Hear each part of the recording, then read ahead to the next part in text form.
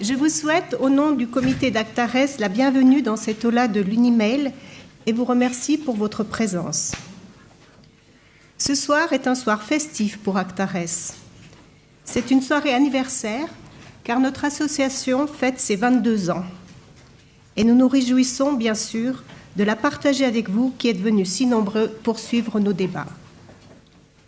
Avant de laisser la parole à nos orateurs de ce soir, je souhaite dire quelques mots sur notre association. Actares est une association à but non lucratif créée en l'an 2000. Et quel plus beau symbole pouvions-nous avoir à sa naissance que le passage au XXIe siècle, nouveau siècle si bouleversé par les nombreux et rapides changements de paradigme. Mais que fait exactement Actares depuis toutes ces années sur la scène économique ? Actares comprend plus de 1000 membres cotisants et bénéficie de nombreux donateurs privés qui soutiennent son action. Elle représente les votes des actionnaires indépendants lors des assemblées générales des sociétés suisses cotées au SMI. Elle analyse également ces mêmes entreprises sur leurs engagements dans la durabilité, tout en étant attentif au greenwashing. Ces analyses sont faites par des groupes de travail réunissant des spécialistes des branches économiques définies, puis celles-ci sont communiquées aux membres avant les votes lors des assemblées générales. Les critères pour lesquels Actares est particulièrement attentif dans ses études sont le respect des droits humains et des normes environnementales, l'application en priorité d'une politique d'entreprise équitable et durable face aux gains et bonis à court terme. Et enfin, elle a un regard attentif et critique sur les évolutions de nos institutions économiques. Actares est une petite association avec peu de moyens, mais très active et respectée par les conseils d'administration des entreprises suisses membres du SMI, avec lesquelles elle a des contacts réguliers dans le suivi des rapports annuels et des événements pouvant survenir tout au long de l'année. Je tiens à souligner que les membres du comité et les acteurs des groupes de travail sont des bénévoles œuvrant tous dans une même optique ou philosophie d'économie équitable, respectueuse des travailleurs et pérenne. Le Covid ne nous ayant pas permis de fêter nos 20 ans à l'heure, nous voilà réunis 2 ans plus tard avec un très beau programme de réflexion. Et cela, grâce au soutien tout particulier de l'un de nos membres, M. Jacques Maire, ainsi que de la Fondation de prévoyance Artes et Comédia. Tout le comité et les membres d'Actares leur en sont très reconnaissants et leur adressent leurs sincères remerciements. Le thème de ce soir pour fêter ce bel événement est « La place financière suisse, comment distinguer les véritables efforts de durabilité du greenwashing ?» avec quelques questions que je vous laisse découvrir. Peut-on avoir son mot à dire? Peut-être, bien sûr. Vous voyez, même pas la question. Et puis, bien sûr, les banques comprennent-elles quelque chose à la durabilité? Ça, peut-être, je vous laisserai y répondre. Avant de céder le micro à Karine, qui se fera un plaisir de vous présenter nos intervenants, je tiens, au nom de l'association, de notre association, à les remercier très chaleureusement pour avoir accepté notre invitation. Je ne doute pas que leurs propos ouvrent un large et passionnant débat sur ce thème si actuel. Je vous souhaite à toutes et tous une très belle soirée, riche de partage et de captivantes réflexions. Voilà, Karine. Merci.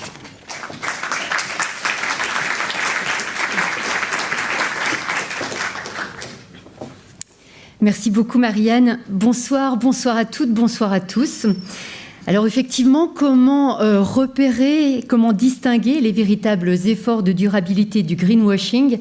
Eh bien, avant de se poser cette question, il faut savoir repérer les signaux quand il y a greenwashing. Et je vous demande d'accueillir chaleureusement pour cela Miret Zaki.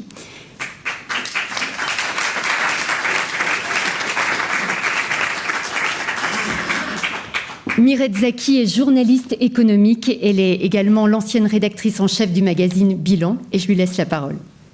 Merci beaucoup. Merci beaucoup à Actares pour ce bel événement. On est honorés d'y participer, d'amener un peu des éléments dans le débat. Tout d'abord, le greenwashing, qu'est-ce que c'est? C'est la propension de prestataires de services financiers à se parer des vertus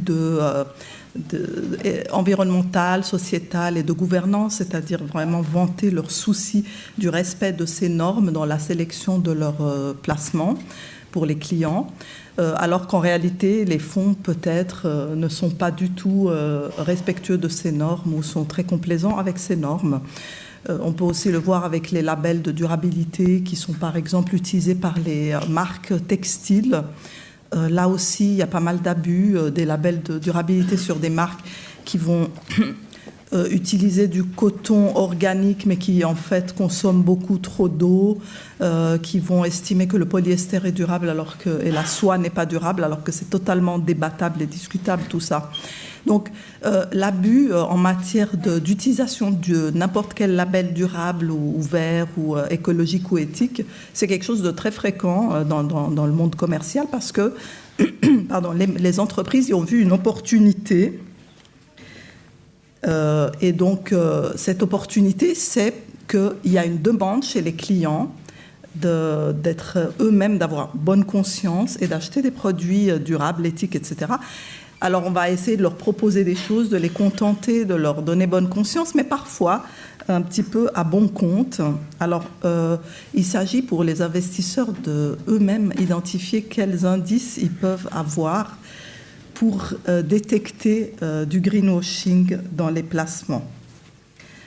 Alors, la définition des placements durables évolue beaucoup, mais disons que je vous donne là quelques pistes qu'on peut discuter par la suite de qu'est-ce qui fait le placement vraiment durable de celui qui n'est vraiment durable qu'en surface, qui a juste utilisé un vernis marketing, si vous voulez, pour mieux se vendre à des clients institutionnels, par exemple, qui souhaitaient aller dans le durable. Tout d'abord, un constat. Le greenwashing est facile à démontrer. 100 fois plus d'entreprises se disent durables depuis 20 ans, mais en même temps, les émissions de carbone ont augmenté sur la même période et les dégâts environnementaux se sont accélérés, d'après la Harvard Business Review. Donc, il n'est pas difficile de voir aussi le décalage entre les claims, les prétentions de greenwashing et la réalité. Ensuite, vous avez peut-être entendu parler du sommet Building Bridges qui se tient chaque année à Genève. Là, on a eu aussi une grande reconnaissance de la part de l'industrie elle-même, des banques, etc., des autorités, du SECO à Berne, qui est venu, la représentante est venue, etc. Une grande reconnaissance de tous les gens qui sont dans ces standards, qui sont dans des représentants de banques, il y avait même le représentant de BlackRock, etc. Et ils ont dit, oui, le greenwashing, c'était open bar. Vraiment, open bar, il y en a eu énormément et il est temps que ça cesse. Et on admet tout à fait que les objectifs de développement durable, les fameux SDG, Sustainable Development Goals, ont été en partie détournés à des fins marketing. Donc, le constat, il est clair. Il y a même eu des litiges aux États-Unis où les autorités ont poursuivi des asset managers parce qu'ils ont été trop loin dans ce domaine. Il faut se dire que le boom de l'industrie durable, ça a été aussi un boom qui était à la recherche de profit. Parce qu'il fallait relabiliser des fonds qui ne se vendaient plus. Vous avez eu, sur la place financière suisse et de Genève en particulier, un énorme engouement pour la finance offshore entre les années 80 et le début des années 2000. La finance offshore, les avoirs non déclarés, le client européen, etc. Ça c'est fini, ça c'est terminé. Ensuite, il y a eu un boom des hedge funds qui était phénoménal. À un moment donné, Genève était une des premières places au monde où il y avait les hedge funds, les fonds spéculatifs. Ils achetaient des villas ici dans les belles, des beaux quartiers de... Pardon, j'ai ma voix qui m'abandonne un peu. Ils achetaient des belles maisons dans les beaux quartiers de Genève. On parlait que de ça, des hedge funds, des fonds de fonds, etc. Et ça aussi, ça s'est terminé en 2008. Mais ensuite est venue une opportunité en or. C'est l'opportunité des placements durables. C'est-à-dire cette demande qui est d'abord venue de clients institutionnels, d'être plus éthiques dans les placements, de se soucier surtout du climat. Donc les clients comme ABB, les CFF, etc. Ces gros clients ont d'abord souhaité se soucier mieux des considérations environnementales, pas vraiment sociales et de gouvernance, mais d'abord environnementales. Et sont apparus ces critères ESG, qui sont devenus un véritable label. ESG, environnement, social et gouvernance. Aujourd'hui, la masse des avoirs gérés sous des labels durables en Suisse, elle a décuplé par rapport à il y a 10 ans. Et vraiment, on peut dire qu'une bonne partie, c'est du marketing. Alors, entrons maintenant dans le détail. Comment peuvent faire les investisseurs pour s'assurer que la construction de portefeuille ou la sélection de fonds qu'on leur propose sous l'étiquette ESG privilégie des titres qui ont réellement un impact positif sur la société et l'environnement? Quelques pistes. Des fonds existants ont-ils été rebaptisés ESG de manière un peu opportuniste à des fins de marketing, mais sans que la sélection initiale de ces fonds, qui peuvent par exemple s'avérer être de simples blue chips très connus, n'ait vraiment changé pour refléter les nouveaux critères? Alors moi, j'ai été confrontée à ça auprès d'un asset manager très connu de la place de Genevoise, qui m'ont dit, voilà, maintenant, nous, on est dans l'ESG, on fait quasiment plus que ça, etc. Puis j'ai regardé la fiche du fonds, et c'était un fonds de placement qui existait depuis des années, qui a été simplement relabellisé. Alors ça, c'est un cas de figure qui est relativement courant. Hein. Alors je dis, mais il y a toutes les bonnes vieilles entreprises là-dedans, il n'y a rien de très spécial. On sait que ce pas des entreprises particulièrement connues pour préserver l'environnement, etc. Et là, ils vont défendre après le contenu de cette sélection de titres. Ils vont vous dire que non, finalement, telle boîte, elle est quand même assez vertueuse sur ce plan. Ils vont trouver les bons éléments qui sont plus favorables dans l'analyse d'une entreprise donnée pour l'inclure dans l'univers. Et finalement, on a eu au début surtout des fonds qui incluaient des entreprises qui ne méritaient pas vraiment d'être considérées ESG. On ne voyait pas vraiment pourquoi c'était des fonds ESG, si vous voulez. On était tellement loin de la notion de durabilité qu'on a aujourd'hui, parce qu'elle a tellement évolué entre-temps, qu'au début, c'était vraiment une énorme masse de fonds vendus sous un label ESG qui n'était vraiment pas tout à fait, qui ne méritait pas de l'être. Ensuite, un bon critère, c'est de se demander est-ce que les fonds qui se disent durables passeraient la rampe de l'examen de la réglementation européenne sous le critère Sustainable Finance Disclosure Regulation, SFDR, qui ont des critères assez pointus pour l'analyse de l'entreprise pour qu'elle mérite vraiment de s'appeler durable, de rentrer dans un fonds durable. Parce que ce qu'il faut savoir, c'est que toute cette affaire dont on parle, la finance durable, cette industrie, en fait, elle a été créée par l'Europe. C'est l'Union européenne qui est en pôle position pour la réglementation de la finance durable. Ils ont été tellement forts que finalement, aujourd'hui, si vous voulez vendre un fonds, si vous êtes une banque suisse, vous voulez vendre un fonds en Europe, vous êtes obligé d'appliquer les critères de l'Union européenne qui sont très détaillés. Des consultants ici comme Pricewaterhouse sont allés consulter toutes les banques, conseiller toutes les banques d'ici pour leur expliquer qu'est-ce que la taxonomie européenne, qu'est-ce que les exigences européennes pour l'organisation même de toute la banque. Hein. Les analystes qu'elle doit engager, en quoi ils doivent être spécialisés, quels critères ils doivent choisir, comment ils doivent auditer les entreprises qui sélectionnent. Énormément de critères, mais tout vient de l'Europe. Nous, si vous voulez, ici en Suisse, on n'a pas dit on veut devenir durable. Il n'y a personne qui a dit ça. C'est vrai, il y a des clients institutionnels qui ont commencé à émettre ces souhaits, mais il y a surtout quelque chose qui s'appelle l'Union européenne, Bruxelles, qui a décidé que la finance allait devenir durable et que si on voulait vendre des fonds chez eux, à leurs clients, il fallait basculer très très massivement vers la durabilité. Et c'est ce que la place financière suisse a fait pour pouvoir vendre ces fonds vers les clients européens. Donc, un bon critère, est-ce que ça passerait les rampes des critères européens de ESG? Après, il y a des chartes ESG chez ces fonds. Est-ce qu'on peut les voir et vérifier si vraiment ils les respectent? Ça veut dire ce que je suis en train de dire, c'est qu'il faut se mettre pratiquement dans la peau de quelqu'un qui est auditeur, qui fait une due diligence très pointue, parce qu'il ne faut pas juste se contenter de déclarations dans ce domaine. On ne peut plus aujourd'hui, au stade où l'industrie est avancée et où surtout les besoins de la planète et de la nature et où l'urgence climatique se trouve, on ne peut pas juste se contenter de brochures marketing. Il faut vérifier si la charte qui est l'engagement de ce gérant de fonds est-ce qu'elle est vraiment appliquée déjà par lui? Et ça, il faut dire que les investisseurs institutionnels sont plus avantagés que les investisseurs privés. Moi, si j'ai un compte chez PostFinance avec quelques dizaines de milliers ou centaines de milliers de francs, puis on vient me vendre un fonds ESG, je ne suis pas vraiment en position de mener ce type de due diligence. C'est surtout les investisseurs institutionnels qui auraient des avantages là pour discuter avec leur banque, leur institution, et faire les vérifications nécessaires. Beaucoup doit venir du client, c'est comme ça. L'incentive, il est davantage, c'est le client d'obtenir ce qu'il a vraiment voulu obtenir en tant qu'investissement. Après, il y a tout un historique qu'il faut vérifier chez cet asset manager ou banque, se dire, est-ce que finalement, ils ont vraiment la culture de la durabilité en eux? Ou est-ce que c'était un hedge fund, là, comme celui dont j'ai parlé au début, l'exemple, c'était un hedge fund, qui s'est du jour au lendemain reconverti dans la finance durable, mais sans une vraie tradition de finance éthique, etc.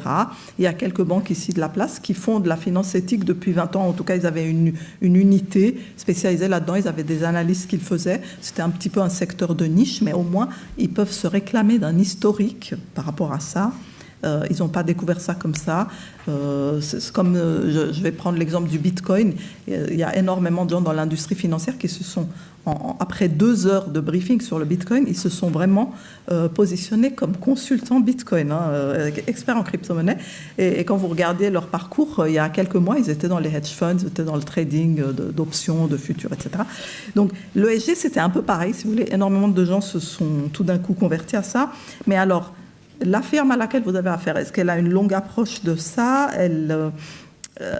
À quel niveau de profondeur les critères ESG sont intégrés dans le processus de sélection, d'investissement? Est-ce qu'il fait vraiment partie de l'ADN de l'équipe? Est-ce que très très en amont déjà on a une vision du monde qui est par rapport à la protection de l'environnement, la protection des droits humains, la gouvernance responsable et durable, etc. Est-ce que tout ça est fait très en amont du processus d'investissement où on choisit des entreprises qui sont là pour faire le plus de performances financières et puis finalement, tout en fin de processus, on se dit, bon, on va quand même prendre ceux parmi ces boîtes très rentables qui sont les moins pollueurs. Alors, c'est très différent, très très différent. C'est des manières de voir très différentes. Quelles sont les ressources humaines engagées dans les équipes qui choisissent ces titres ? Par exemple, est-ce qu'on a des spécialistes ESG qui ont un historique de 10 ans, qui font ça depuis des années, qui sont des seniors du domaine, ou est-ce qu'on recourt à des externes? C'est différent aussi. Si on outsource ou si on a des analystes à l'interne, ça veut dire qu'il y a une façon de faire les choses house-made, quoi, enfin, fait maison, in-house, et il y a une façon de faire qui est plus outsourcée, qui est moins un engagement de la société elle-même de se transformer elle-même. Les sources des analyses aussi, on peut les chercher si c'est des sources sérieuses.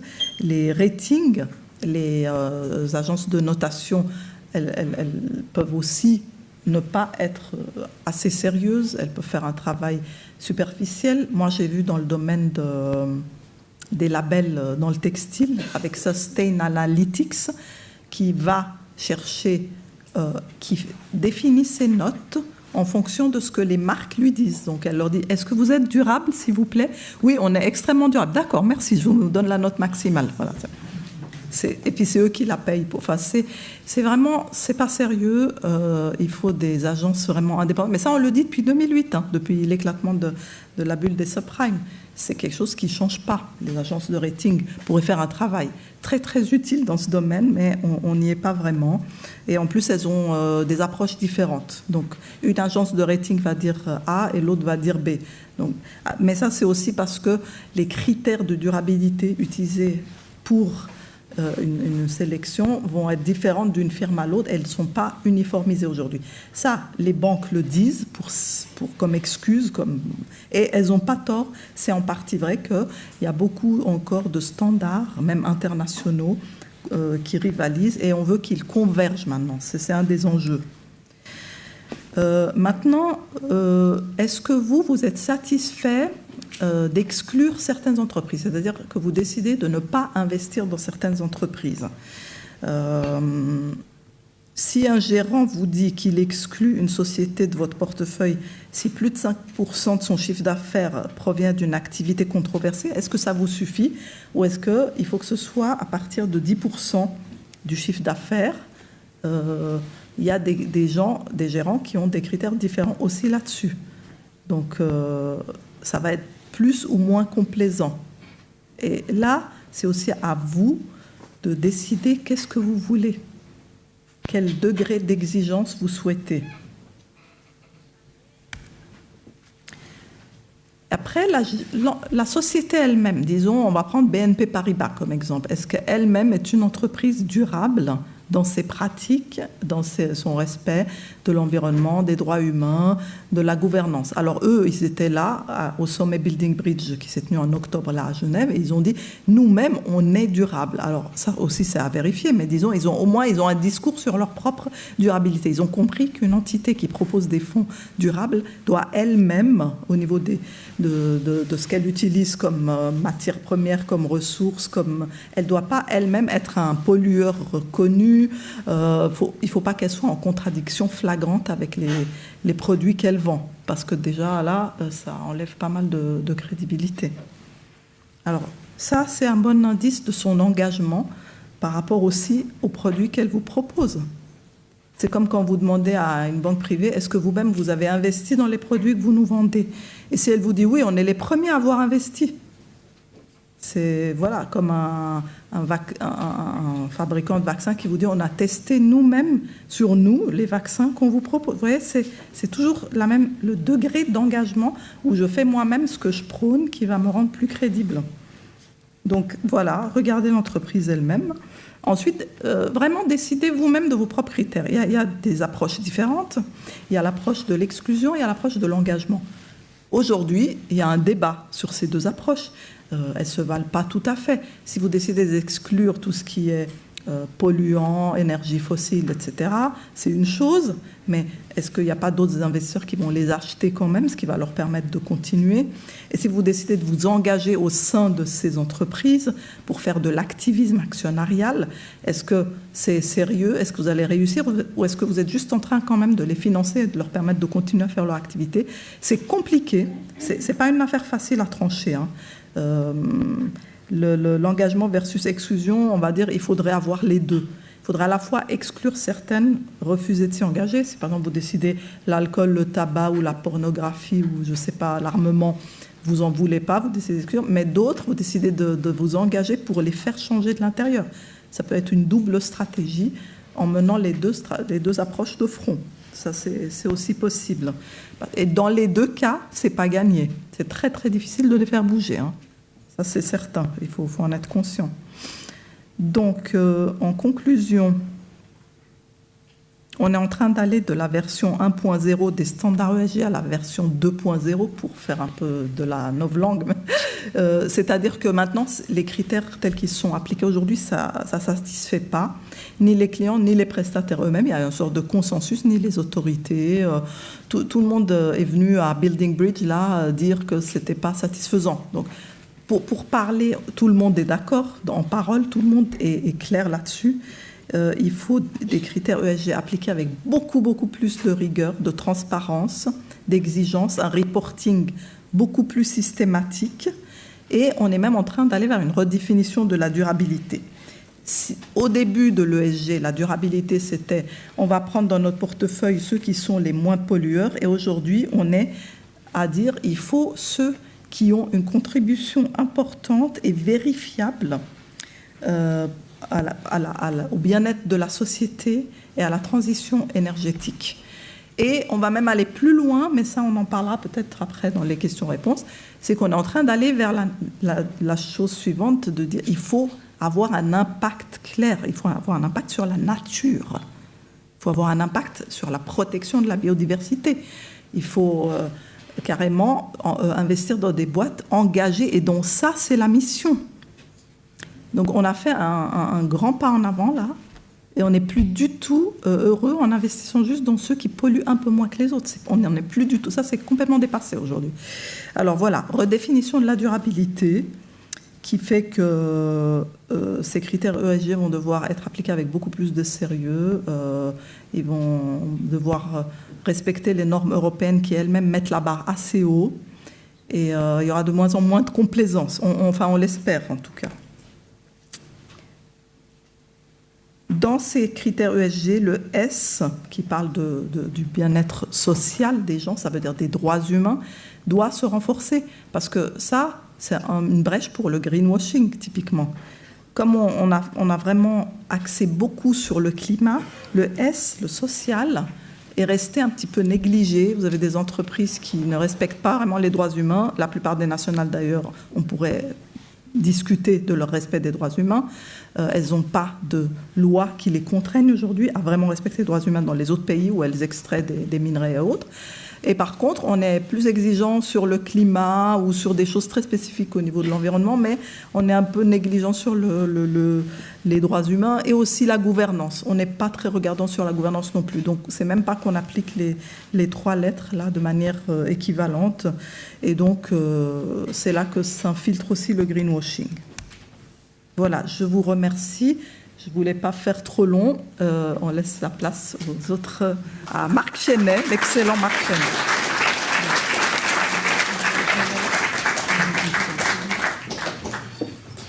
Merci beaucoup Mireille Zaki, merci infiniment. On va continuer cette discussion avec Marc Chenet, en effet, professeur Marc Chenet, directeur du Center of Competence for Sustainable Finance à Zurich, à l'Université de Zurich. On va parler d'éco-blanchiment avec vous dans le secteur financier et aussi de sa composante, peut-être sa complaisance académique. C'est vous qui allez nous le dire tout de suite. Merci.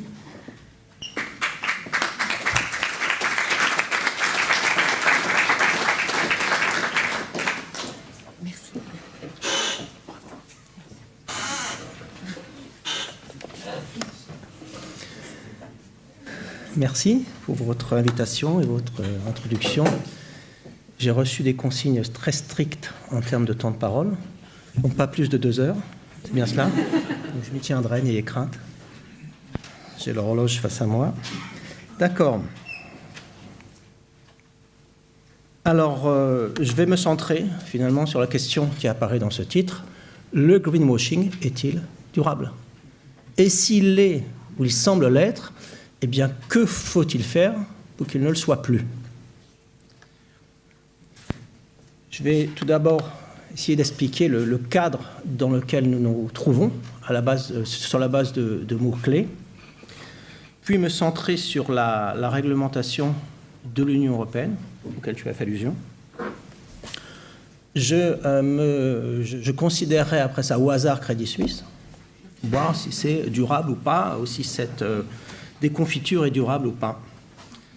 Puis, j'essaierai d'expliquer brièvement ce en quoi la déforestation et le réchauffement climatique sont 2 nouvelles sources de profit qu'il faut bien sûr combattre. Et puis, je terminerai sur une note positive. Bien sûr qu'il y a des solutions et qu'il faut aller dans cette direction. Alors, le cadre général, quelques points clés. Les signaux importants sont au rouge. Là, on a une liste: réchauffement climatique, pollution, perte de biodiversité, les pandémies qui s'accélèrent dues à la perte de biodiversité, les guerres permanentes, on a celle toute proche d'ici en Ukraine, l'injustice sociale accentuée, l'inflation, situation économique dégradée et une finance casino repeinte en vert pour l'occasion. Alors, je vais considérer surtout 2 points ici, bien sûr, le réchauffement climatique et la perte de biodiversité. Mais permettez-moi un instant de m'intéresser tout de même à la situation économique dégradée à laquelle j'ai fait allusion. Brièvement, ici vous avez en bleu le PIB mondial jusqu'en 2020. En orange, toutes les dettes, publiques et privées, qui correspondaient juste avant la Covid à environ 300% du PIB et qui, il y a un an, je ne dis pas après la Covid parce qu'on ne sait pas où on en est exactement, mais un an après, correspondait déjà à 365% du PIB. Quel est le paradigme dominant en économie? Générer la croissance pour essayer de rembourser les dettes et augmenter le niveau de dette pour générer de la croissance. Manifestement, ça ne fonctionne pas, puisque vous voyez sur ce graphique que les dettes augmentent plus rapidement que la croissance. Ce n'est pas de l'idéologie, c'est un fait. Donc, augmenter les dettes pour générer de la croissance et essayer de produire de la croissance pour rembourser une partie des dettes ne fonctionne pas. Sur cette base, de nombreuses entreprises ou pays sont ou vont être en situation de défaut de paiement. Et vous avez des produits, au hasard en vert ici, qui sont présentés comme des produits d'assurance permettant aux entreprises de se couvrir contre un certain nombre de dangers financiers, très bien, mais ça ne correspond qu'à un petit pourcentage du total. Le pourcentage dominant est lié à des paris de cette finance casino, justement, sur le défaut de telle ou telle entreprise. Il s'agit de ces produits dits dérivés. Brièvement, la situation sociale, parce que mon point ici, le point important, c'est qu'il n'y aura pas de résolution la question environnementale, naturelle, sans résolution de la question sociale. Donc ici, les inégalités, en termes de revenus, mais en termes de richesse, ça sera la même chose. Que voit-on? Rien. Et rien, il n'y a pas une erreur sur mon graphique, il y a une erreur sociale. Parce que vous avez à peu près 0,0001% de la population ici, avec cette barre verticale. Et puis le reste, vous voyez, j'ai mis sur l'axe ici 3, 4, 5, on pourrait mettre 10 milliards de dollars par an. Et puis vous avez le reste de la population. Alors 50% de la population doit survivre avec un maximum de 5 dollars par jour. Vous prenez un pays comme le Brésil, salaire moyen 10 000 dollars, invisible par rapport à quelques milliards par an. En Suisse, prenons une famille, 100 000 francs par an, invisible par rapport à quelques milliards de dollars par an. Au bout du compte, 99,9999% de la population est invisible. Difficile de penser qu'une démocratie peut bien fonctionner dans ce cadre. Un cadre dans lequel ceux qui sont ici, à droite pour vous, peuvent acheter des médias comme nous, un croissant. Alors je donne un exemple brièvement. M. Bezos, très content sur cette photo, on va comprendre pourquoi rapidement. J'aurais pu mettre M. Musk aussi. En un jour, le 20 juillet 2020, sa fortune a augmenté de 13 milliards, je n'ai pas dit millions, 13 milliards de dollars. Cela correspond au double de ce que 1,3 milliard d'Africains ont perçu le même jour. Le double. Ça correspond à environ 10 châteaux de Versailles. Louis XVI était probablement la personne la plus riche à l'époque. Ça s'est mal terminé d'ailleurs. Mais le fait est qu'il avait un joli château et qu'il a fallu environ 50 ans pour le construire. Et là, c'est en un jour que M. Bezos a augmenté sa richesse de 10 fois ce château. C'est inquiétant, c'est dangereux. Alors j'en viens à la réglementation de l'Union européenne. Là, vous avez plusieurs articles. Je ne vais pas rentrer dans les détails. Vous avez l'article 6, où là, vraiment, vous avez des entreprises qui ne prennent pas le sujet au sérieux. Article 8, c'est un peu mieux. Des entreprises supposées respecter les critères ESG auxquels tu as fait allusion. Et puis l'article 9, ça doit être du solide. C'est celles qui prennent vraiment cela au sérieux. Alors là, juste brièvement, l'article 9, donc vraiment les entreprises sérieuses dans le domaine, censées être sérieuses dans le domaine, on va voir quelles sont les entreprises, ces banques supposées être sérieuses dans le domaine, on va voir quelles sont les entreprises qu'elles ont sélectionnées.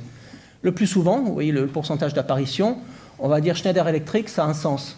Équipement d'énergie électrique, OK. Après ça, on va dire énergie renouvelable, ça a tout à fait un sens. Vous voyez les notes, ah, très bien. Bon, après ça, Microsoft, on peut se poser des questions. Mais alors, quand on descend, on voit Goldman Sachs, avec tout de même 6,3% d'apparition. Alors là, on se dit quelque chose qui ne va pas du tout. Parce qu'il suffit de lire la presse pour savoir que peu de rapport entre Goldman Sachs et la durabilité. Crédit Suisse, on va en parler dans un instant. Effectivement, tu as raison, il faudrait que la banque qui propose des fonds soit elle-même durable. Des fonds article 9, est-ce le cas? Alors Raytheon, arme de destruction massive, probablement verte, missile nucléaire vert, on peut croire à tout. Raytheon. Donc ça ne devrait pas être dans 2,3% des fonds, ça devrait être 0. Bayer, pesticides super puissants. Vous savez qu'environ 70% des vertébrés ont disparu en l'espace de 50 ans, et pour les insectes, c'est semblable. Comment se fait-il que Bayer apparaisse, même avec 1,1%? Ça devrait être nul. Alors Crédit Suisse, essayons de creuser. Une déclaration de son ancien directeur dans le rapport de durabilité. Alors là, ça va droit au cœur, hein, vraiment.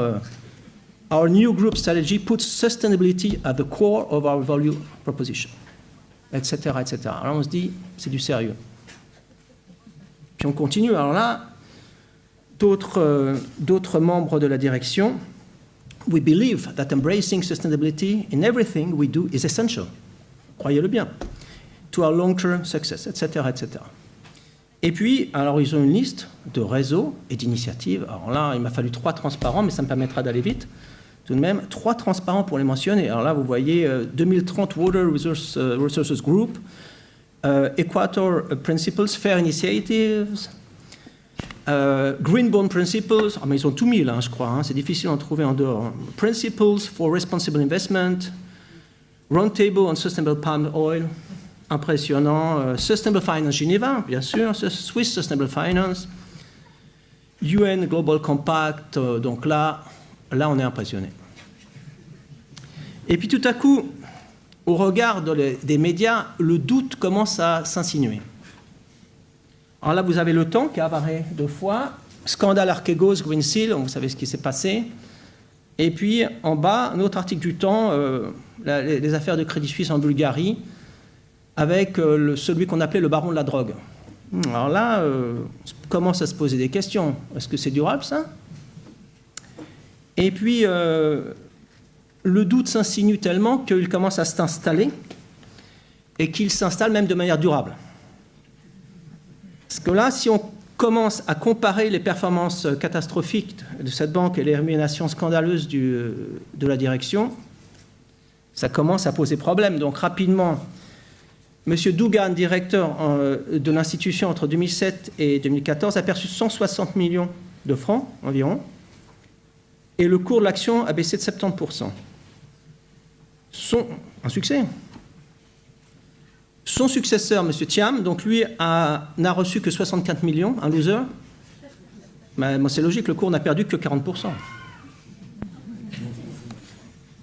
M. Gottstein, encore en poste il y a peu, a réussi à en obtenir 3,8 donc millions l'année dernière, malgré ses affaires avec Archegos, auxquelles j'ai déjà fait allusion. Je rappelle que le fondateur d'Archegos avait été condamné par la justice à New York. Pas de souci. Monsieur Ronner, bien sûr, directeur du conseil d'administration, a perçu, lui, un peu plus de 40 millions de francs. Et le cours de l'action, pendant cette période, a baissé de 70%. Toutes ces personnes se drapent dans les habits du libéralisme. Le principe essentiel de cette doctrine est très simple. Ceux qui prennent des risques les assument. Ils ont pris des risques et le cas échéant, ça sera nous, contribuables, qui allons les assumer. Alors, maintenant, effectivement, le doute s'installe et il cède la place à la certitude maintenant. La certitude que nous avons affaire à des activités de blanchiment, d'éco-blanchiment et de greenwashing à grande échelle, et que c'est une stratégie d'un certain nombre d'institutions financières, donc Crédit Suisse n'est malheureusement qu'un exemple. Pourquoi ? Pour améliorer l'image, et secondo, parce que ça permet de rapporter des profits. Alors là, on en vient aux paris de la finance casino, les paris auxquels je faisais allusion précédemment, les paris sur ces défauts d'entreprise ou de pays. Si on consulte le bilan, le rapport annuel de Crédit Suisse, on voit que ces produits correspondaient en 2020 à 22 fois la taille du bilan et 25 fois le PIB suisse. Pour une banque dite too big to fail, encore une fois, on assume les risques. Ce serait bien de savoir où on en est exactement. On ne sait pas dans quelle direction vont se retourner ces paris. Ce qui amène à réfléchir sur la cécité volontaire de la plupart des analystes financiers, des auditeurs, du monde politique et académique, puisque ces chiffres sont connus depuis longtemps. La responsabilité d'un analyste est justement d'analyser, et pas de se contenter de répéter ce qu'il y a dans les rapports annuels.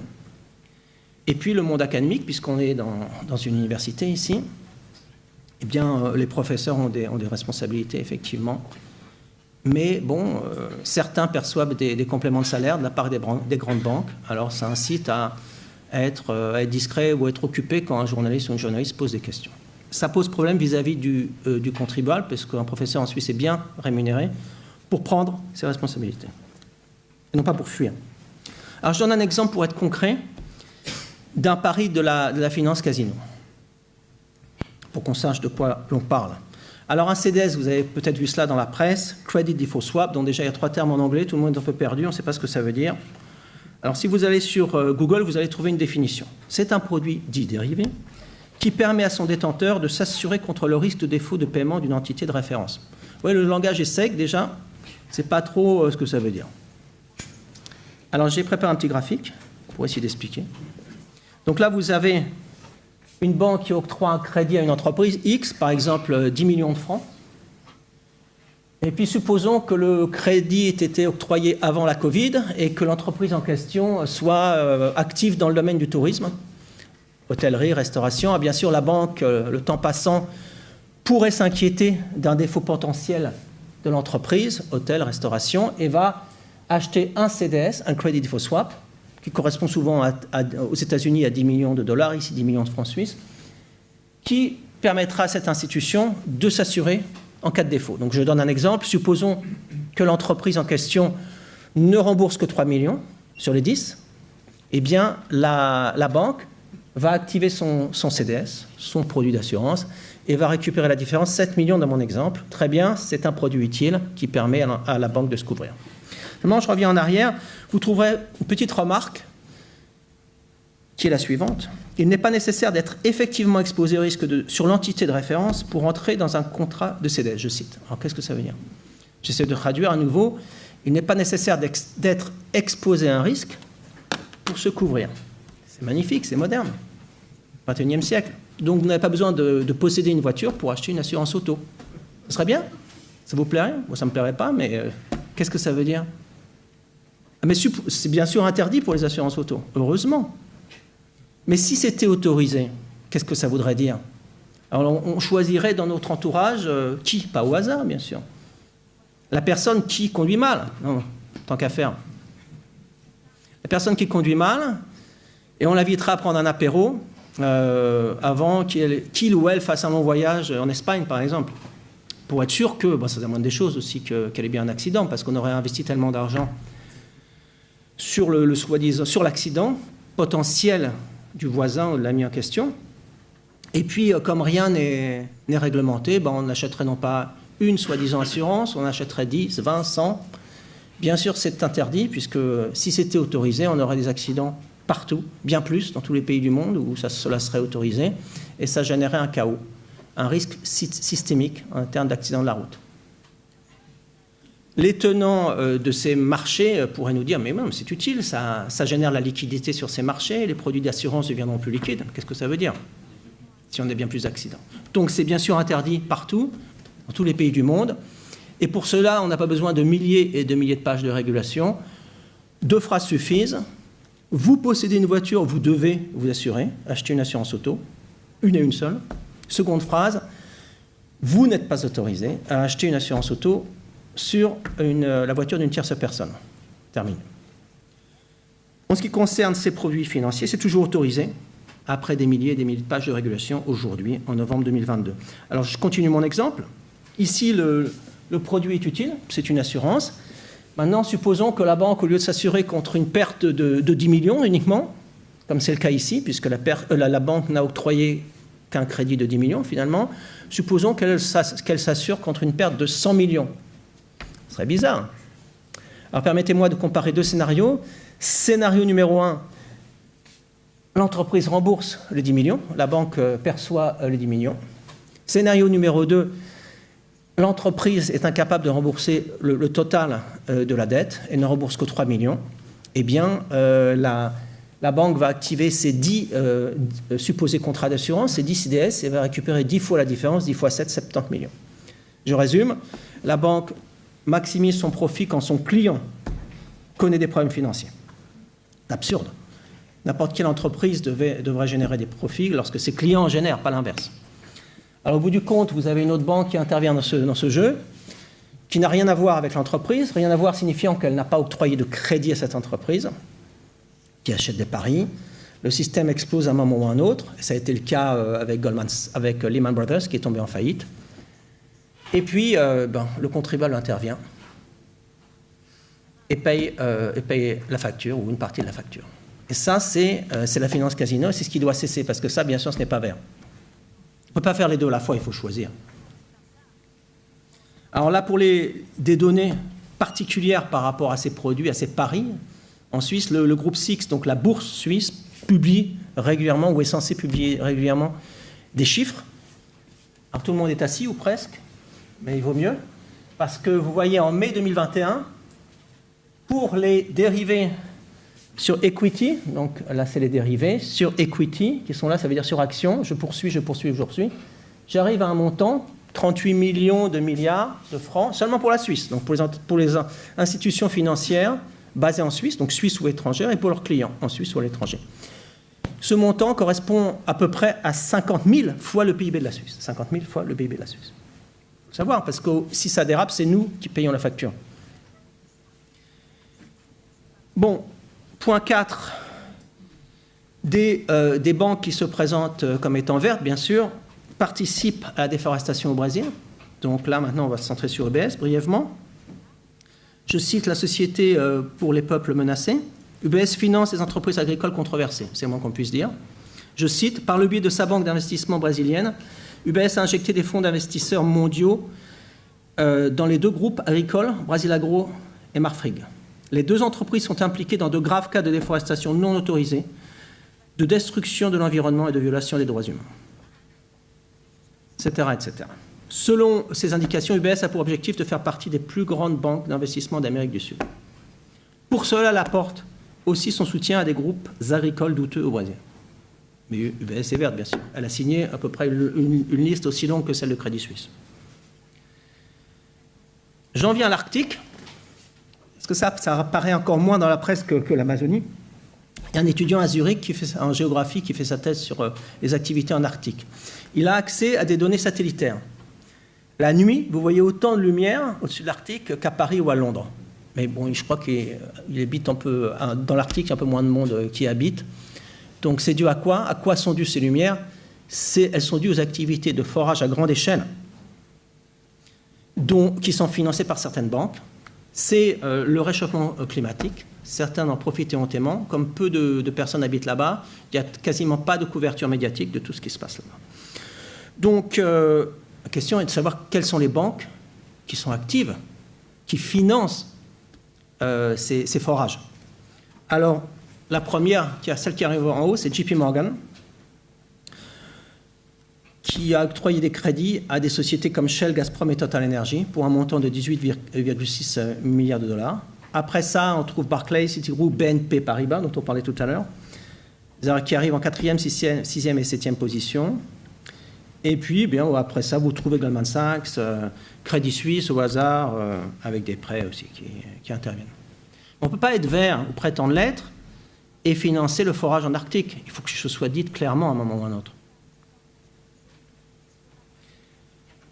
Donc le total de ces financements, de ces crédits apportés au forage en Arctique se monte à 300 milliards de dollars. Et toutes ces banques ont bien sûr des politiques dites de durabilité pour l'Arctique, centrées sur l'Arctique. En ce qui concerne les investisseurs, d'autres types d'investisseurs, on trouve bien sûr BlackRock, Amundi et Vanguard. Donc toute l'équipe est là.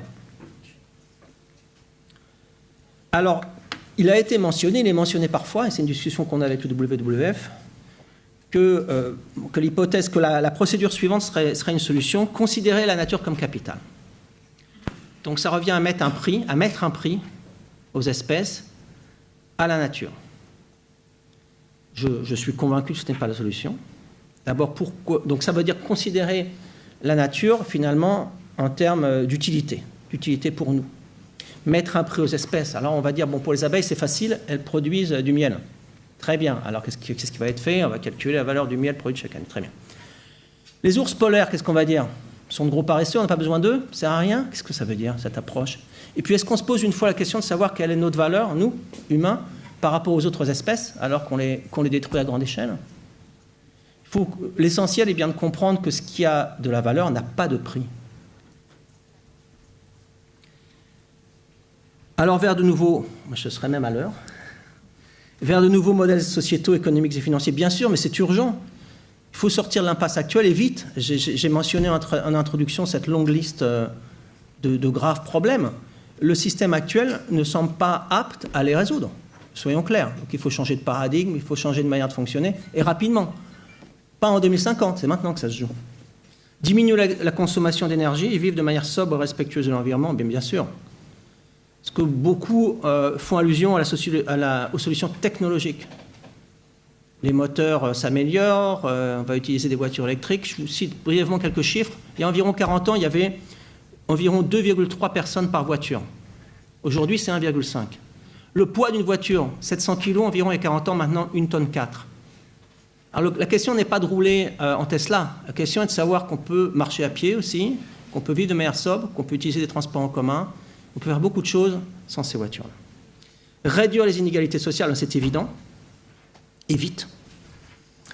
Et changer de paradigme, ne pas confondre l'être avec l'avoir, parce que c'est ce qui est souvent enseigné dans les cours d'économie et de finance à Genève, à Lausanne, à Zurich, où vous voulez.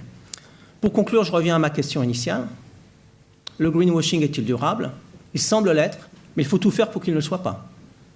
Donc c'est à nous, citoyens, de générer des initiatives, de questionner les responsables politiques locaux pour savoir ce qu'ils font précisément pour lutter contre ces problèmes. C'est à nous, contribuables, de vérifier comment sont utilisés nos impôts. C'est à nous, professeurs, de prendre nos responsabilités. C'est à nous, étudiants, d'exiger du corps professoral qu'il adapte ses cours et qu'il ne ferme pas les yeux et se bouche les oreilles. Merci pour votre attention.